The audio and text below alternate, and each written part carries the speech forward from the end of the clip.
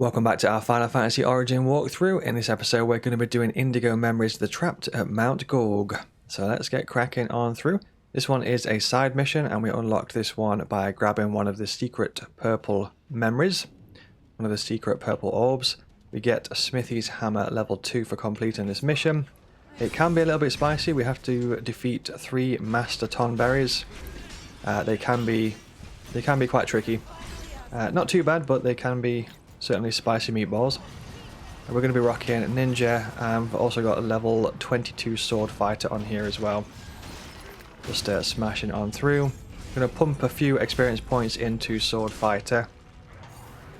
It's got the auto counter ability, which is pretty cool. I think it's called Interception. Just press right trigger to use your action ability, and then it kind of like puts an auto counter on. So as soon as you get hit, just auto attacks the enemy, which is really useful. Other than that, let's push on up these stairs around here. This is the first Master Tonberry up here. We'll just take out this bat first of all. Whip on some ninjutsu, then we'll whip on the auto counter. Head on up. So some of our shadows should take some of the damage, which is good, but we've got to make sure the shadows keep topped up. I'm going to stick on Ninja for this one, I think. Luckily we managed to like pressure the Tonberry into the corner, give him a little bit of a pat on the head for a job well done. Thank you, Tonberry, for letting us win. And that is that. With Everyone's Grudge, that attack that he does, that's probably the trickiest attack that these Tonberries do. Everyone's Grudge. If you can find a wall or something, a ledge, a wall, a barrier of some kind, anything like that, definitely use that as defense against Everyone's Grudge, because it can pretty much destroy your character in about 3 seconds, so it's quite spicy. Send this guy flying. And then for the actual mission itself, we basically just head down here. Nothing too wild. 2 more Tonberries to take out. Just smash through these enemies real quick. There's some cubes quite close. One of our shadows should take that damage for us. Just going to smash away. I might whip out Sword Fighter, actually do a little bit more experience onto that one, if we can do. That'll do. Go for Magic Rejam. And don't forget you can attack enemies from the back to do critical damage, even though this guy is very determined to be right in front of us. Might get grabbed there, that's fine. So critical strikes there if we are attacking the back. Head on up. I think there's a random item here, nothing too crazy.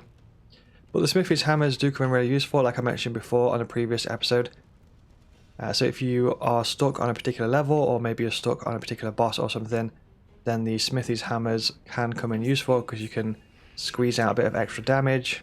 You can like pump out some extra levels up and all that good stuff. Increase your stats a little bit using those Smithy's Hammers. So they can come in pretty useful if you are in a bind. So we shall grab them for that reason. The game does get a little bit spicier as well at this point forward. So it is worth grabbing Smithy's Hammer 1 and Smithy's Hammer 2. Just in case you do get into a bind on a particular level. Just gonna soul shield these bats. This level does quite a good job of trying to overwhelm you as well, so just be careful of that, because the enemy placement is done on purpose so that you get ganged up on quite often. Like for example, if we go around this corner, I think there's a Tonberry, but there's also like hidden enemies behind the Tonberry as well. So you just got to be careful of that. And our 3 shadows have already been deleted, so it can happen quite fast. Everyone's Grudge. And Everyone's Grudge will do insane levels of damage, so you just got to be really careful. And as you can see, our party members are getting absolutely destroyed here. So I'm trying to take out the ads first. We need to back up and play it safe. We could I've kept the pressure on there actually, but you know, I'd rather just be better safe than sorry really on that one. So,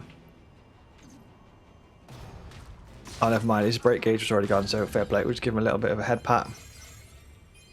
That will do the job. So we've got all the bits and bobs. So far, so good. Whip on some sigil. Whip on some flea. Then we can roll around at the speed of sound. We've got places to go. Got to follow our rainbow. So the only way to really go at this point is that way. So I think what we'll do is just top up on potions in case that Tomberry is feeling extra brave, which it probably is. Head on in. And once again, I'm just going to make sure we don't get ganged up on. There is quite a lot of enemies, and I think they tried to gang up on us in this section, so let's be careful. Don't think the Tomberry has engaged in the fight just yet, so that's good. Clearing this all out. Sometimes you can like knock the Tomberry down into this section here, so I'm just clearing it out in case we do knock him down by accident. Okay, so that way is blocked off. In these side missions, like a lot of these things are blocked off, kind of similar to Neo 2 style. Oh, the Tomberry has decided to jump in, so let's go for it. To put auto counter on. I'm going to try and get a little bit of experience points on sword fighter, even though it might be a bad idea, but I'm going to be brave and go for it. There we go. You got a level up out of it as well. And there we go. That's the mission completed. 3 Tomberries destroyed.